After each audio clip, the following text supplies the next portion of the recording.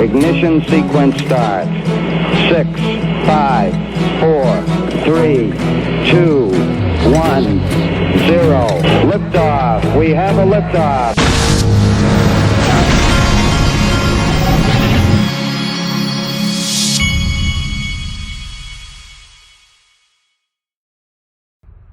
Hey everybody, this is the Digital Asset Investor, and a lot of people don't know. This is one thing that a lot of people don't understand about doing one of these channels and being plugged into the what's going on in crypto. It is literally a 24-hour-a-day job, because sometimes if you miss even a couple of hours paying attention to what's going on Twitter or what's going on on YouTube, it's like you've lost a whole year. It feels like sometimes. I skip one day most of the time, one day, Sunday, and I don't do a video, and that one day makes me feel like I am just totally behind, and that's how I feel today. But I've strung it all together, so if this first video goes too long, I'll split this thing up. But let's get started. Here we go, right here. This is Warren Buffett and Charlie Munger, his partner, are at it again. They're bashing Bitcoin. Warren Buffett's skepticism of Bitcoin is well known. In the past, he called it rat poison squared. Charlie Munger likes crypto even less. He called it venereal disease back in February. This weekend at the Berkshire Hathaway annual meeting, they got another crack at it. They were asked if their views on crypto had evolved. Whether it goes up or down in the next year or 5 years, 10 years, I don't know. But the one thing I'm pretty sure of is that it doesn't multiply, it doesn't produce anything. It's got a magic to it, and people have attached magics to lots of things. In my life, I try and avoid things that are stupid and evil and make me look bad in comparison with somebody else. And Bitcoin does all three. and in the first place, it's stupid because it's very likely to go to zero. The second place, it's evil because it undermines the Federal Reserve System and the national currency system, which we desperately need to maintain its integrity and government control and so on. And third, it makes us look foolish compared to the communist leader in China. He was smart enough to ban Bitcoin in China. And with all of our presumed advantages of civilization, we are a lot dumber than the communist leader in China. There's a lot to unpack there, but let me just tell you where I'm coming from. I'm not you might think I'm anti-Bitcoin or anti-ethereum, I'm not at all. I'm pro all of it. I think that all of it should be allowed to flourish, but I think it should all be allowed to flourish on a level playing field. And I think on a level playing field, the ones that make sense and have real utility will be the ones that flourish. I believe there's been a concerted effort to stop there from being a level playing field, because if there was a level playing field, XRP and XLM would crush everything else. I think they all know it. That's been my problem all along. I don't want Bitcoin to be hurt. I don't want Ethereum to be hurt. But I want a level playing field, and unfortunately for them, I think they know that on a level playing field, by default, XRP and XLM hurt those two.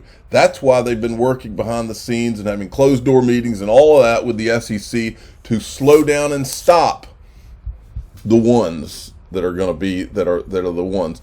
Now, what he was saying about a ban, I don't think you need a ban. I think the market will work it out, and I think that it's what Brad Garlinghouse said years ago.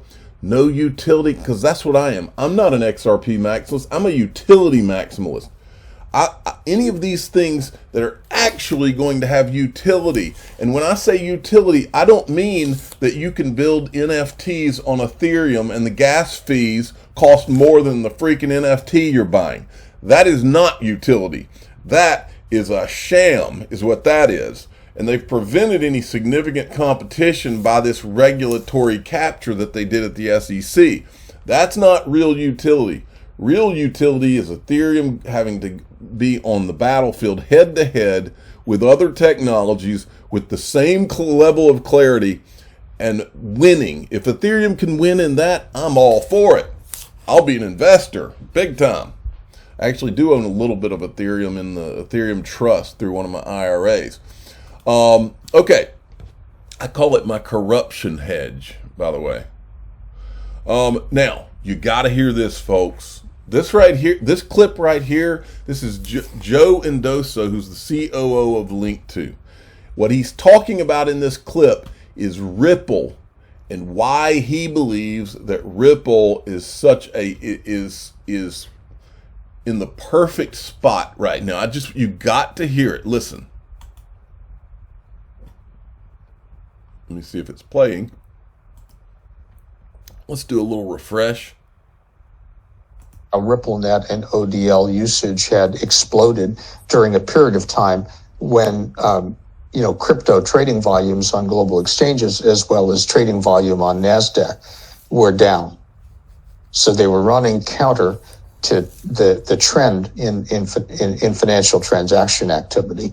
And I think that's a tremendous tribute when you sit back and look at the context in which that was happening.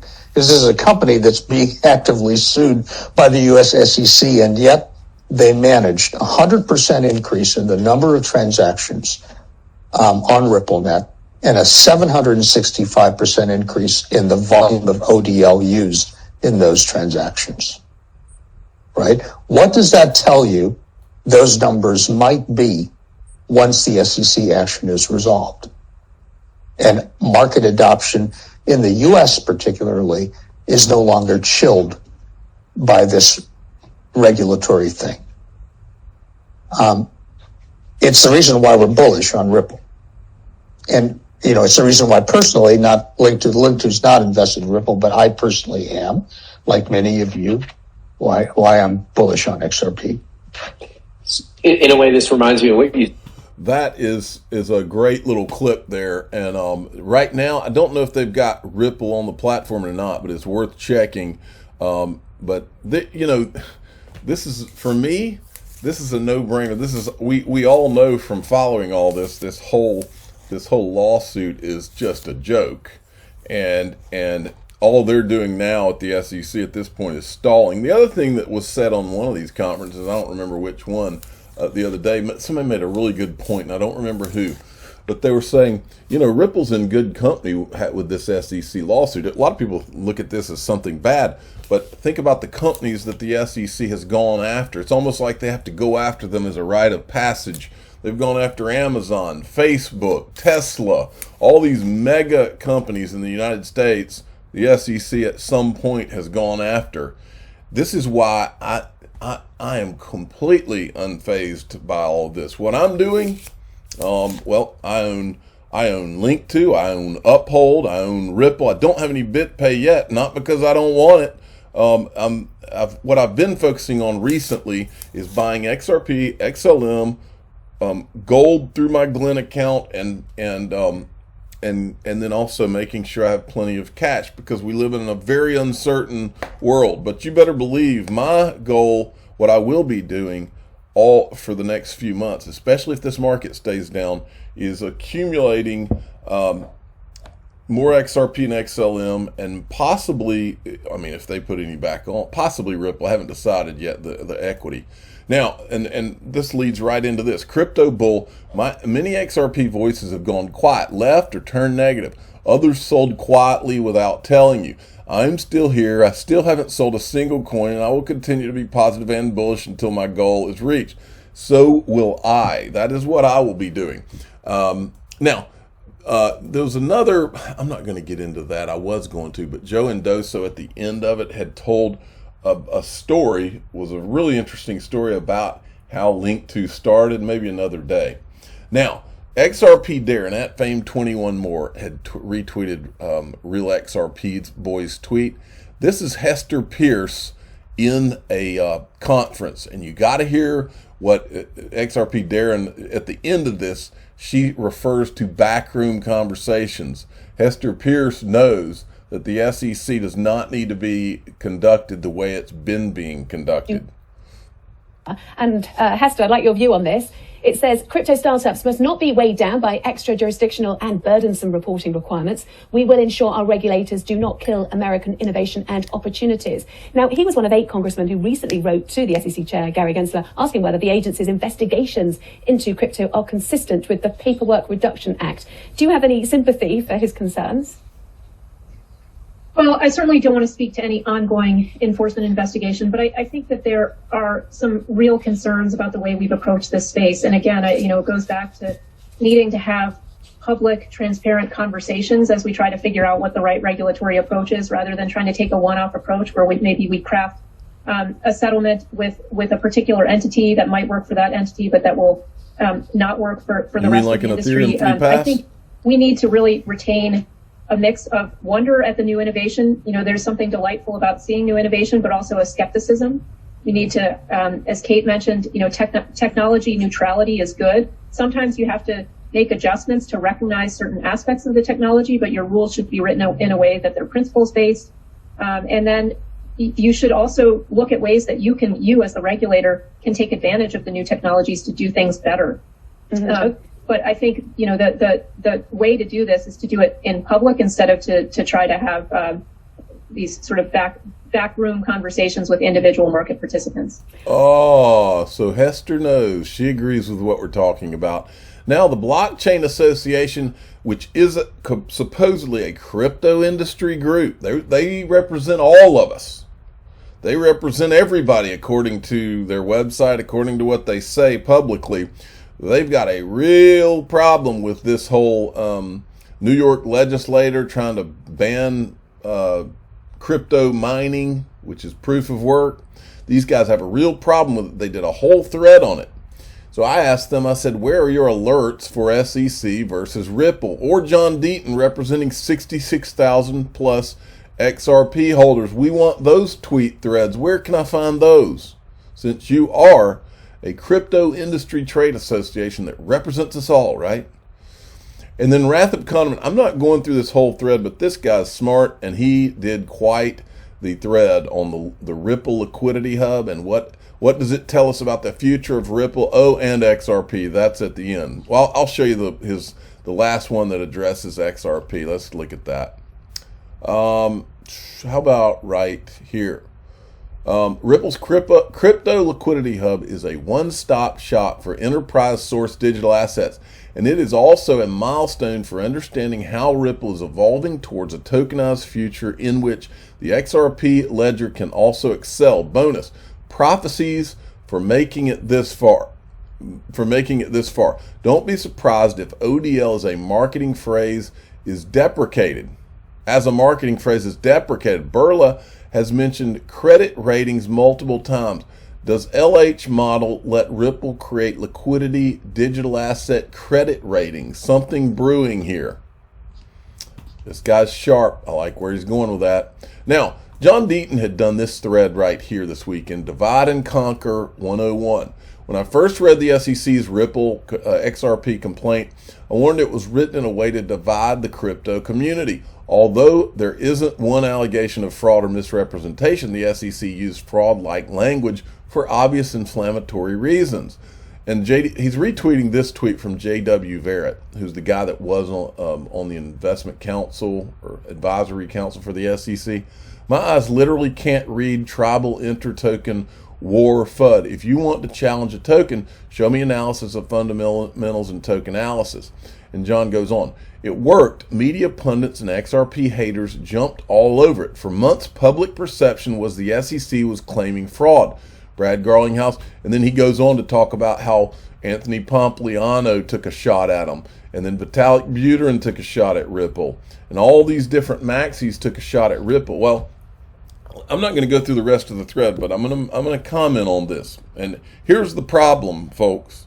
The problem is that Ripple has been on the receiving end of all of this from the Bitcoin people and the Ethereum people since I got into this. I mean, back when I started this channel in May of 2018, that is all we've seen is that, oh, we're these crypto currencies, but XRP is not a real cryptocurrency. It's this because the ownership is centralized and all this. Meanwhile, now I'm older and wiser.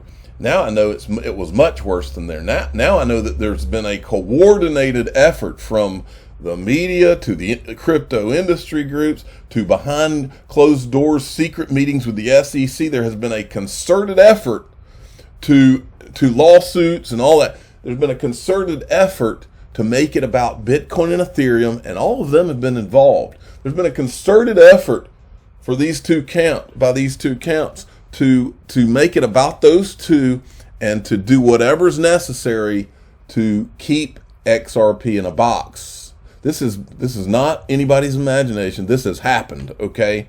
And so so here's where I'm coming from, just for the record. I would join forces with anybody in the crypto industry at large. I don't care what camp. I don't even care if they're from the dog coin camp.